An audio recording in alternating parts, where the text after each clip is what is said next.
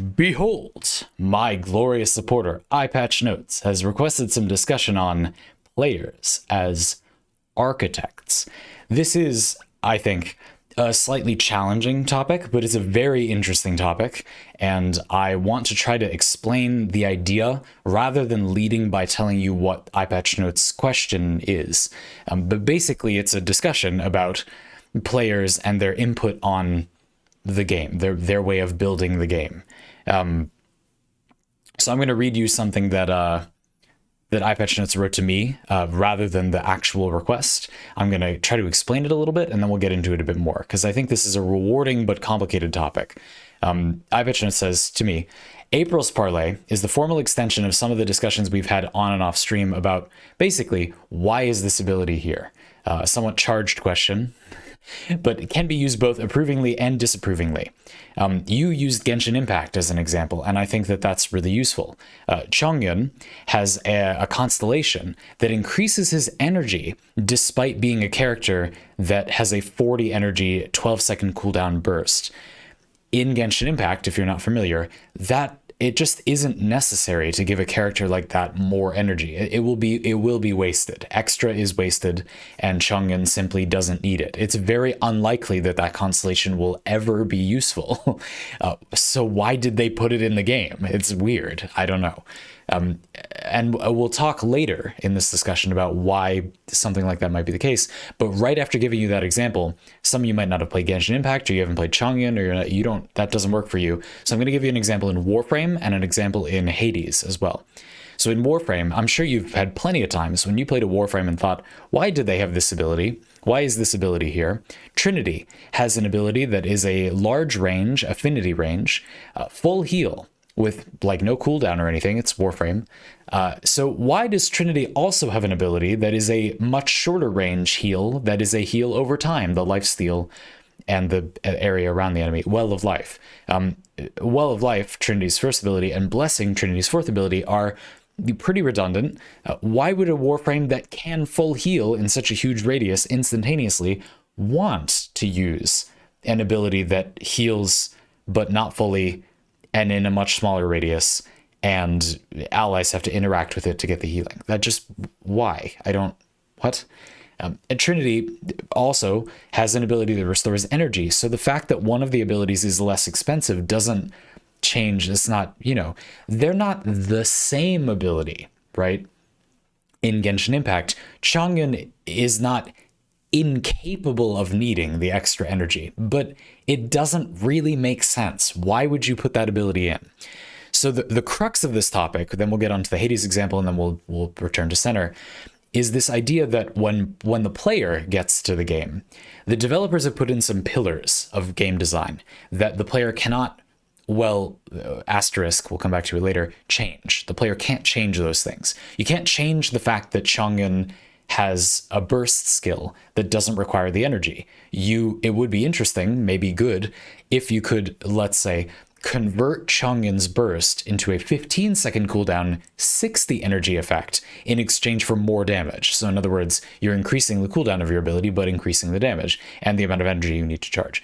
And then Chongyun does have the ability to generate a lot of energy with that constellation that seems misplaced. So it would then be good, but you can't do that. There isn't a way to do that. So why is it there? And you're put in this interesting place. You have this interesting motivation, a very bizarre, interesting motivation as a person making builds, of thinking about, okay, so what do I do? Should I just completely ignore that? Or maybe is there something I can do with it? We'll get back to that later. Let me give you a Hades example. So in Hades, there are many times boons that you want some effect from the boon, but you don't really care about the other effect. It's common for people to use privilege status in Hades. Basically, if you have two status effects on an enemy, maybe rupture and decay, or chill and weak, then the enemy takes more damage once you set them up. A fairly substantial damage increase as well. That is a common, it's not the only thing there is. You can choose something else instead. You don't have to use it to be successful, but it's common and relatively effective if you want to use it. So a lot of the time in Hades, you pick a boon And the boon gives you a status effect, which you want, but it also gives you like damage in a way maybe you don't care about, right? And you're sort of left to decide, what do I do? What do I do with this? Or maybe you just get a boon and you don't really particularly want any of the boons offered, but you gotta pick one. And so you do, and you're left to decide, what do I do with this? This is Hades having kind of some emerging pillars. These are not unchangeable things, but they're aspects of buildcraft that I think are similar. And the reason I'm using this example is because they have this commonality where it's encouraging buildcraft by way of giving you what seems like an extraneous element, an element that a lot of people might have a compulsion to just get rid of. They would almost rather not have it. I feel this sometimes because it feels messy. It's like, this isn't related to what I'm doing. Why would it just go away, you know? But it isn't a negative. It's just not obviously positive. It's not obviously beneficial. And so it feels kind of awkward. So with that little beginning introduction out of the way, I hope you now understand what this topic is about, what we mean when we say players as architects. And I'll now take that. That's probably the longest I've left one of those up when it wasn't by accident. And so that's the idea. Now I will read you Asymptomatic's Parley question. That's your name on Twitch. EyePatchNotes Parley question. May I request a discussion on the perspective of players as architects in Buildcraft, aka Buildcraft as pillars, part 2, Buildcraft as trees and branches, Buildcraft limbs and joints. Players can be seen as the nth architect of an established work. The foundation is laid and immutable outside of starting new. In this way, Buildcraft pillars are what the developers put down and what players build around or on top of. So the developers are making these pillars, and then we're left with what to Buildcraft on top of them. We'll also get back to the topic of players adding pillars to what the developers made. EyePatchNotes continues. We can use this mental model or framework.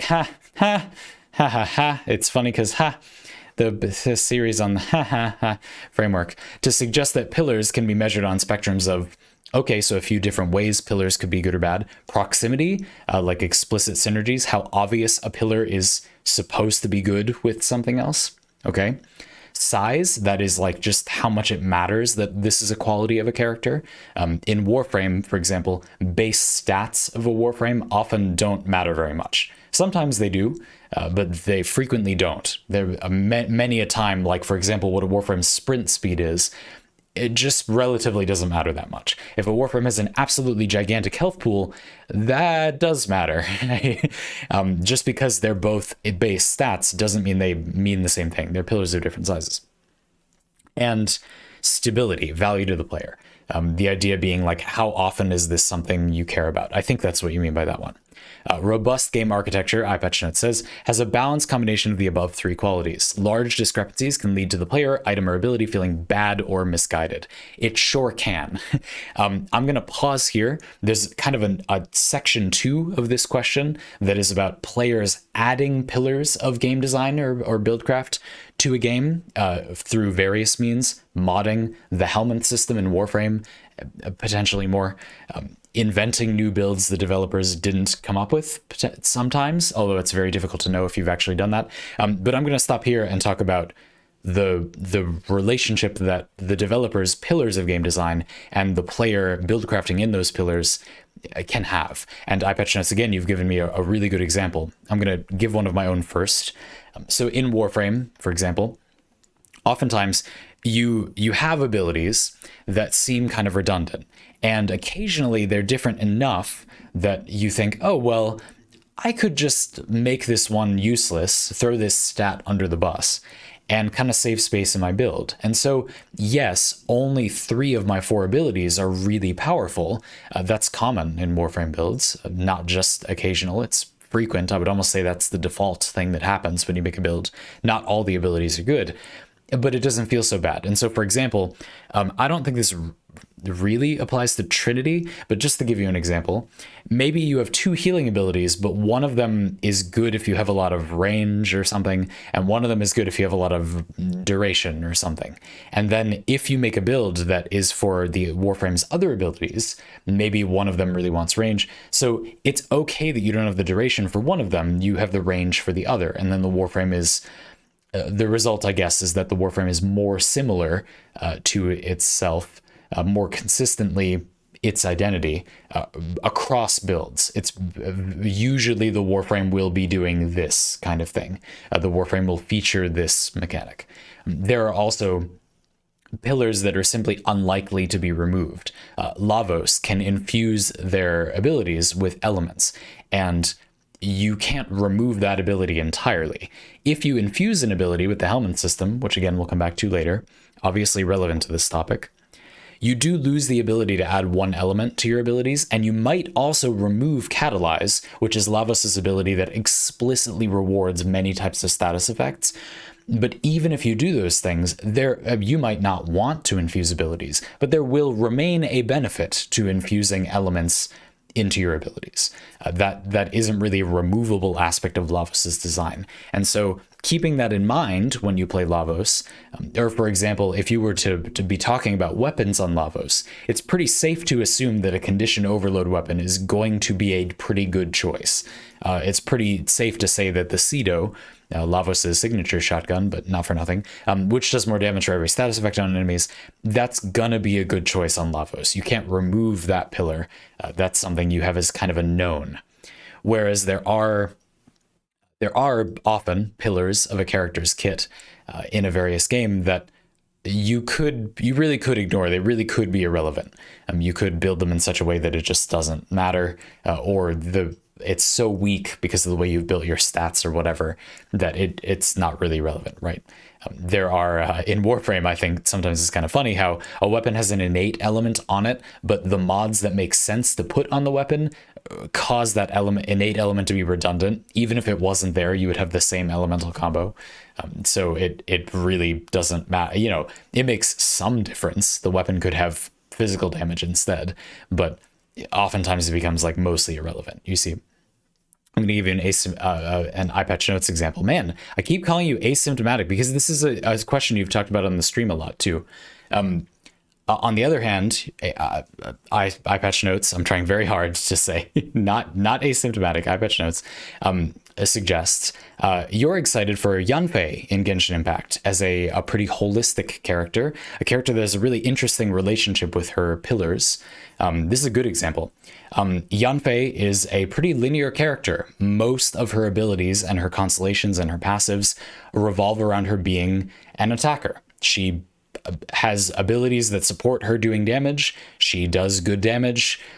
She's an attacking character, pretty consistent. But she has this passive, there's a constellation she has, that causes her to get a shield after she uses her burst skill. Now, if you have an attacker character, they might enjoy having a shield. That's not out of place on an attacking character, but it's interesting. It's a good pillar, I think, because it lets you do something else with her if you want to.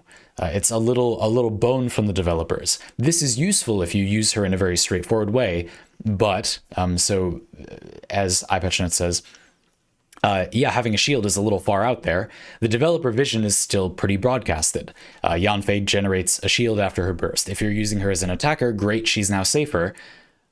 But also, off-field Yanfei as a supporting character gains a new role. Because Yanfei is a catalyst user, and there are catalysts that are support-focused, you could use her as a more supportive character. Now, you might ask why you do that, if it's not her strength or something, but it's something she can do. And one thing about Buildcraft is not insisting on the player only doing the thing the character is best at or intended to do. I think, and this is a topic for another time, it's also a pillar of good game design, the different kind of, well, I guess it's not a different kind of pillar, that games should not be, games with Buildcraft, with a lot of Buildcraft, should not be so hard that the player must do the optimal thing. That's boring. There's really no point in putting Buildcraft in a game if it's going to be like that.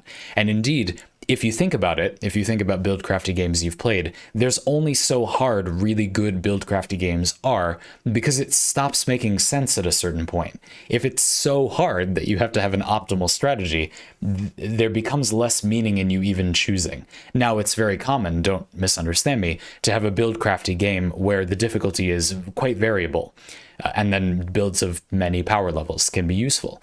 There could be games that have some element of scaling, so a more powerful build can get further, but it's not necessary to get further, or it's a convenience, but you don't really get more value. That's true of Warframe Endless missions. You don't really get that like meaningfully more for going in a mission for a long time in Warframe, but it's not actively bad if you had a character that could, if your loadout can do it, and you wanted to play for that amount of time. I guess you technically gain something. It's not a disadvantage, right? Genshin Impact has a different relationship where there are simply many activities of very widely varying levels of challenge. So if a character is not feeling effective for one thing, you might, and you want to use them, you can just enjoy using them for something else. That's perfectly fine. And many of the most valuable things to do in Genshin Impact are not the highest difficulty level. There's a wide range of the most rewarding activities, the least time for the most payout, that are not hard. And so there's a reason to have characters that are good at doing that. Obviously, too, games that create niches have this flavor where something as particular as, okay, I have a Pyro Catalyst character in Genshin Impact that creates a shield with her burst. There could be a situation where you specifically want that one thing. Like, that's possible. It doesn't seem particularly likely off the top of my head. I can't readily offer you up a reason, but if you hold a gun to my head and give me an hour, then I'm sure I can figure it out. Please don't do that. I don't want to, but I'm sure I could. So that kind of thing, So in summary, to summarize this a little bit, pillars in game design create a couple of different motivations. It can be frustrating. It can make you dislike a character. It can make you think, I've certainly thought this before. I don't know about you, but I've seen an aspect of a character or a Warframe, a class, if you want to use a very general term, a weapon in Hades, a Warframe in Warframe, a character in Genshin Impact. I've seen aspects of one of those things and thought, why do you have to include that? It's just kind of messy, or aspects of a game that you think, you might think that they're kind of incomplete, or they just feel sort of, I don't feel like this is fully realized. And those can be interesting for Buildcraft. They can also be pretty frustrating. They can feel wasted. They can be wasted. They can be the character being good at something they're already so good at that it feels like there isn't any way to utilize this, but I wish I could. You might have this feeling that I know I do from time to time. I know a lot of people do, where you want the character at their most powerful. You want to be using every single aspect of the thing that they do without neglecting any of it. And a lot of characters, and I don't think this is bad design, are designed around you not doing that, or they're designed around being able to do multiple things, which means different parts of their design, their kit, whatever, are made for different purposes. And you're not really supposed to, if you want to say it that way, build them a certain way. They have EyePatchNotes. The term you've been using is grouped pillars. There are many characters, many designs in various games that are kind of 2 or maybe 3 groups of pillars rather than one group. Some players like one group, all the pillars grouped together. Yanfei is a very straightforward primary attacker. Some players like 2 groups. Xiangling in Genshin Impact is kind of like half a physical attacker and half a pyro support. And they can kind of work together. The other half isn't terrible if you don't build into it, but they're mostly unrelated. The way that she's good at them doesn't have much to do with the way she's good at the other thing. In Warframe, you can make an Equinox build that is good for being in day and night form, good for being only in night form, and you get a certain payoff for that, good at being only in day form, and you get a certain payoff for that, whatever, a pretty cool example of 2 groups of pillars that can sometimes be combined, right? Cool stuff. We have Warframes even like Sevagoth, who flow from one set of pillars to another. But obviously this is a segue, and this is the time in the conversation to start talking about the players adding pillars of their own, because what happens when you, the player, see a pillar you don't like, or maybe a cluster of pillars you do like, is it becomes a thought process of how do I kind of modify this to suit my own designs. Buildcraft, interesting buildcraft, is about the player inventing things, adding things to the game that weren't there before.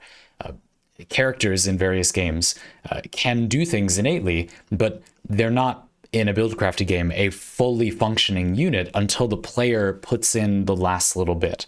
And various design in various games is built around the player more or less putting their input to kind of finish the job. Explicit synergies in games, abilities that are obviously supposed to be good together, are the developer inviting the player to finish the job this way. We want you to have this experience, so this is how we built the thing.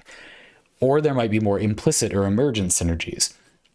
Give the character something that is objectively valuable, but let the player figure out how to use it. Yanfei with her shield.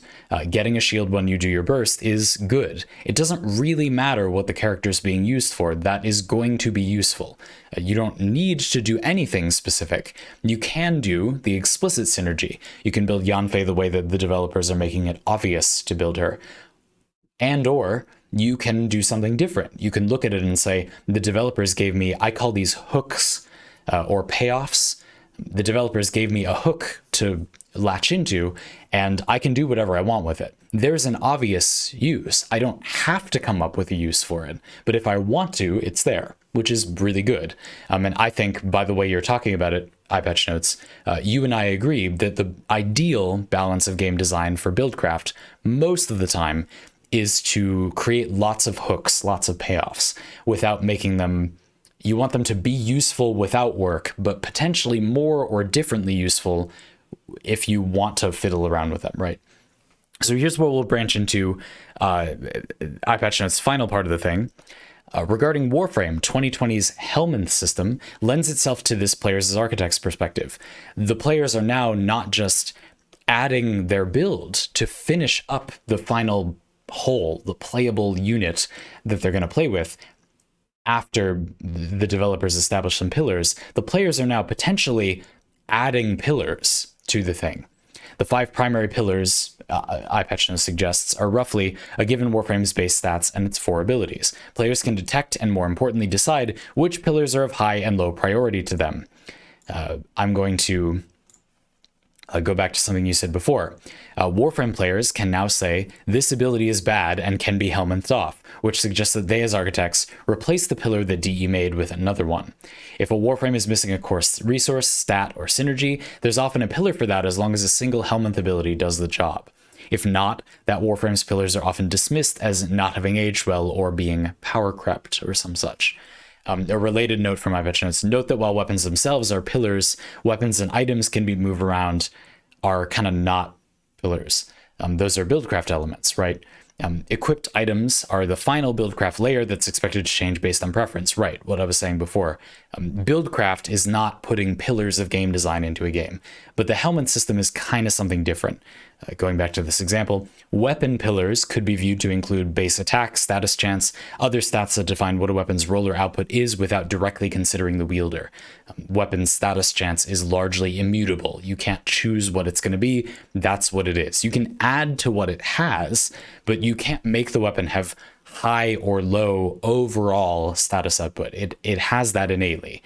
You can emphasize its high status output, but Warframe is a game where you multiply what a weapon already has, right? That is to say, EyePatchNotes concludes, having strong pillars in a vacuum tends toward a weapon being good. Yes, I do think that there's an element here about judging items, looking at how things could theoretically be good. This is kind of a separate topic, but I do want to touch on it a little. This idea that I'm often frustrated when I see something new in a game, and players seem to insist that it's bad simply because they currently can't think of a reason why it would be good. And I often, and maybe this is problematic in a different way, I often say things are theoretically good in that this is a thing you could theoretically want. I don't know where you want it. I don't know if you want it, but that's impossible. That's unknowable. The developers can't know that either. They just thought, oh, maybe somebody could want this. Just like how fun is not random or unmeasurable, but it is also subjective. You can correlate fun to a lot of hooks. If there are not a lot of things about something, then it's less likely that people will find it fun because there aren't as many things that could be fun to someone. If things are not that unique, if things are not very... it's not about complexity, but don't have many aspects to them. If a Warframe is only good played one way, then you don't want to play it that way. You don't like that Warframe. If you make them good in multiple things, there's a higher chance the player might enjoy that, right? In general, obviously that's a slight simplification. It's just to make the point that there are correlations here. It's not random whether things will do well or not, and you don't really need to actually play with the thing to know. You can look at it and say, okay, this is going to be roughly sensible, you know, if this situation comes up. I'm not sure it will. And this is where the discussion about modding starts. I think the final part of this. I've been playing Risk of Rain 2 more lately. I've played it a lot in the past, but I've been playing it more in my spare time with Anna, my girlfriend, who's been enjoying it a lot. And I've been modding it. And something that I've been thinking about a lot every time I install a mod, and I don't know if people think about this that much, but I think about this. Every time I put a mod on, I think, I saw this thing added by a third party, not me, not the developers of the game. And I thought, the game sounds like it'd be more fun to me if I added this. Why didn't the developers think that? You know, is it my preference, or do I think the game is just better with this in it? Let me give you a quick example. So in Warframe, there are, you know, various aspects of the game that you might wish to modify if you could. I think that if you made viral weaker and gas stronger by making viral's damage about 50 to 150% instead of 100 to 325, and gas's damage about triple what it currently is, and it should have its full radius without being stacked up, that would improve the game's balance. It would improve the game's balance because corrosive, viral, and gas would all be good in different situations, meaning there would actually be a point to there being different status effects again. It wouldn't be perfect, but that's a very small, very easy to make change. It's just a number. All you need to do is delete and type in a different number in the back end of the code, and that's it. You don't have to make anything new. You don't have to change how they work, really. The gas range thing is like a little bit changing how it works, but not, you don't have to add any functionality, right? And I think that would make it a lot better. But it begs the question, why isn't it already like that? If it's such an easy change, it should be obvious, right? Now, I mean no particular offense to Digital Extremes when I say this, but it's important to remember when you talk about game design that the developers should not be assumed to be the be-all end-all authority on something.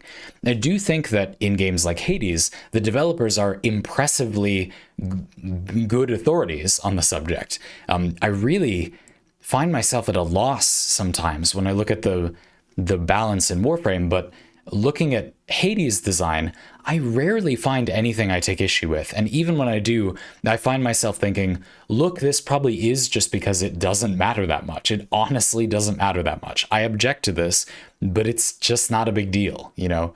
Whereas in Warframe, many of the things are major design issues that could vastly change the game and possibly improve it for a lot of people. Things like that, right? And it makes you wonder. Now in Warframe, sometimes I think there's maybe no reason, or the reason is negligence, or the developers don't care about that, or whatever. But those are reasons. You play games like Genshin Impact and you have the resin system, which time gates you from doing things. And we kind of know why that's a mechanic. We know it's because the developers don't want people to blitz through the game really quickly. The game is ongoing. They're adding more stuff. They don't want you to get done with everything in the game and get bored of it before they make the cool new stuff they want to make in the future. You can feel however you like about that idea, but it's hard to argue that what they're doing doesn't do that thing that they want to accomplish. You just might be annoyed by the fact that that is something they want or need to accomplish, right? But Risk of Rain 2, those are kind of boring examples of what do the developers want from this thing, right? Risk of Rain 2, you think about, so Risk of Rain is a game where, if you're not familiar, you get items randomly. I have a mod when I play Risk of Rain 2 that makes every chest that they give you random items into a shop. shops, you can pick one of 3 items. This is still pretty random. You can't pick exactly the item you want. But it does mean that on a given stage, if you look at all the shops on that stage and you desperately need like a general category of thing, maybe movement speed, it's really unlikely with that mod on that you won't get any. Whereas it's actually pretty likely, if you don't have this mod on, that you will get no movement speed on a given stage.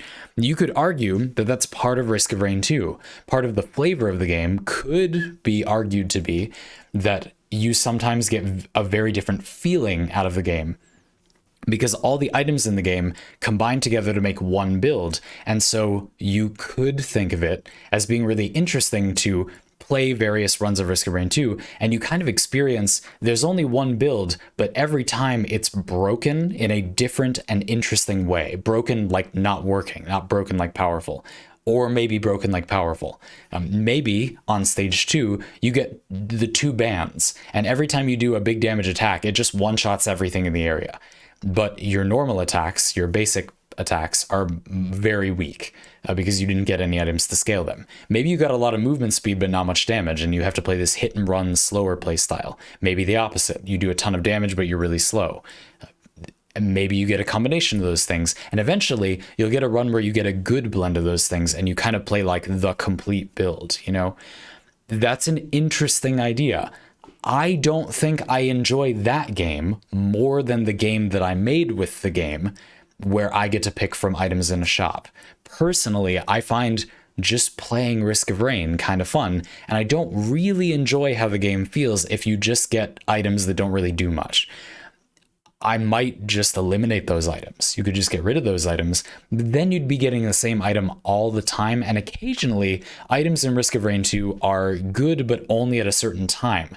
That's not very interesting if you get them randomly. But if you can choose when you get them, yeah, you'll mostly skip them. But the option to pick up a crowbar, massive damage when you haven't hurt an enemy, at a moment in your run where that's something that you need, can be really fun. Like, that's really interesting. What I'm getting at is that, by my estimation, in this very specific example, I wish I could give you a general example, sometimes you can look at an aspect of the game and say, I don't think the developers planned for this game design they put in to be used in this way, but you could use it that way, and I want to, so I'm going to change the game so that that thing is that way. There are other times where I think the game developers making something a certain way is intended to save the player from themselves, and then the player mods the game to unsave them from themselves, and it makes the game worse in the long term, but the player wants what they want. People don't always know what they want. In the short term, it seems fun. Making it so the... let me think of an example here. Oh, in Warframe, for example. I don't really think it's a bad mechanic that Warframes take time to build. I just don't think that's a big deal. I feel like I get that it would be nice if they were instant, but that feeling of anticipation, I mean, it's not that long. And I do think, you can disagree, but it's psychologically healthy to simply be used to waiting like a couple of days for a thing that you've been working on. Warframe is a game that is often about making your own goals and working toward them over time, and having the player literally need to wait means that the player will bounce off the game if they're not willing to wait, which is probably good, because that's how the game is. You're gonna have to go through that experience, and you're probably saving yourself some time if you bounce off it because you don't want to wait. That is probably not why they made that design decision, right? It's probably mostly because it's their monetization model. It's a pay-to-skip model. If you don't want to wait, you can pay money. Now, that's a nice model. If you don't have a lot of time, but you do have a lot of money, then you can still enjoy the game. If you have a lot of time, but not a lot of money, you can enjoy the game that way, right? But it's not going to work for everyone, of course. I just don't think that's that bad. I think removing that would be not only a mistake, but I think players frequently are not good game designers and don't understand how the thing could be benefiting them, even if they don't like it. Yeah, actually, this is good, because in Warframe, there's a very, very glaring example of this, and it's the modding system. This is the topic we're going to end on. In Warframe, players love to recommend ways the game could be made better because the game is very deeply flawed, but they're not good game designers. I'm not trying to brag about myself. I'm just telling you, honestly, I have very rarely heard ideas from people, okay, other than me, I apologize for my hubris, but I'm just being honest with you, that I think are good ideas. I think it's easy to demonstrate that the ideas wouldn't be very good. Let me give you an example. In the modding system, a lot of people don't like base damage mods, but the thing is, I don't think those people realize how much work base damage mods are doing and how it would be indirectly very bad if they were removed. I'll explain. First of all, having you build Endo, the resource for leveling up mods in Warframe, into your base damage mods and then being able to use them on every weapon creates this very elegant progression system where you can invest in the damage of all of your secondaries and then you kind of unlock that thing. It creates this nice progression where powerful weapons are not powerful just because the weapon has good stats. They're still terrible until you put good mods on them. And so you progress both to varying degrees. If you really like a weapon, you can focus a little less on getting more powerful weapons and a little more on getting your mods ranked up, and vice versa. If you are not interested in getting more mods, you can get more powerful weapons, and provided you have basic mods, you can do the thing, right? To more or less of an extent, but it's just an example. It's a progression mechanic, for one thing. The second thing is that for many types of players, it helps them get in the door for making builds in the first place. It's a game design decision that lets the player give it a try. You know, obviously damage is going to be good on your gun that you're going to use to kill things, right? So you can just safely put that on. Go ahead and just put that mod on. It's fine, you know? And from there, the player might put on multi-shot. It's more bullet for your bullets. It's going to be good. You know, there are some that are obvious choices, and that can lead the player into at least starting with something. Warframe, you may have noticed if you've played for a while, is also a game where you can play through the whole vanilla star chart without really understanding how mods work, provided that you have some way to scale their damage. You don't need to have this well-oiled hybrid build. You can do enough damage without it, but you do need to progress those basic damage modifiers to do enough damage with most weapons. And that is a sensible mechanic. You could, I guess, make every weapon do more damage as your mastery increases, but that's not really better in any way than doing it with Endo, except, people say, in that it frees up a mod slot. But freeing up a mod slot is also not good because it means there will be even more mandatory mods. Right now on most weapons in Warframe, you're waiting for the space to add more mods. And the only reason modding might not feel compelling is because they're not really options over each other. Melee modding is currently in a pretty good place, or a relatively better place, because there are options. The way to make modding more interesting is not to add more mod slots. You would just be filling them with more stuff that is objectively good. That doesn't make modding any more interesting. It's the decisions that are uninteresting. And people who want this change that I'm saying is bad for that reason I just explained will tell you it's because they want choices. They can't choose what they want to use. Because there are no choices, not because we don't have room for those choices. Having room for choices doesn't, that's not a thing. Nothing is really mandatory. It's all giving you damage. The only problem is there's only one way to do good damage most of the time with most weapons, or one way, you know what I mean, one general approach to making a build, right? And adding more options for how to make weapons do damage, that's the real solution. This is just to illustrate, all of this is just to say that I think Buildcraft games do a very important piece of work, which is usually not to allow players to put pillars of Buildcraft in the game, because players are bad at putting pillars in the game. Therefore, I think the way to summarize this topic is that pillars, if they're good pillars, should do the work of making sure that the player doesn't need to put pillars in place. A pillar that the player maybe wouldn't like, but which is provably pretty good for the game, that should be the kind of pillar you should put in. A pillar that's going to guide the player, but also leave them open to other options, that's great, put that in. A pillar that is pulling the player in many different directions, making it hard for the player to understand what is intuitively good, that doesn't make sense. all of the Genshin Impact constellations that give characters that don't need more energy, those are bad in a couple of ways. They're bad because they don't really do anything a lot of the time, but they're also bad because they can mislead some players into believing that that actually is something they should want. They should just get more and more energy. This is an energy-themed character, they think. No, they're not. The developers just weirdly put it in. I don't know what's going on. This is a thing that comes up in Warframe too. I was told a couple of years ago, something that really impacted me. Maybe it shouldn't have, but it has. A player was protesting a build that I'd made for a weapon in Warframe because the default polarities, which give you more space to put more mods on weapons, the default polarities in the weapon I had removed the default polarity and replaced it, and I hadn't used any mod like that. It was a D polarity, for those of you that play Warframe. The weapon had a D on it by default. Usually not a very useful polarity, it's just not very versatile. I don't know why they haven't made more D polarity mods on weapons. So I removed it, and the player said that the build was wrong because obviously the developers intended you to... The weapon is supposed to have a D polarity mod on it. That's why they put a D polarity on it.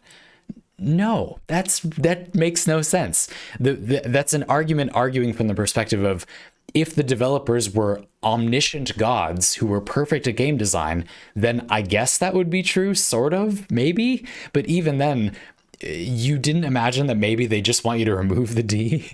I don't know. Anyway, that doesn't make sense. That's arguing without an argument.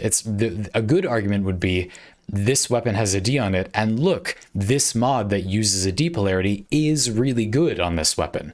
But it isn't, so who cares that the developers put this thing on? They're wrong. They can be wrong. I will end by quoting a video that has frustrated me for a long time.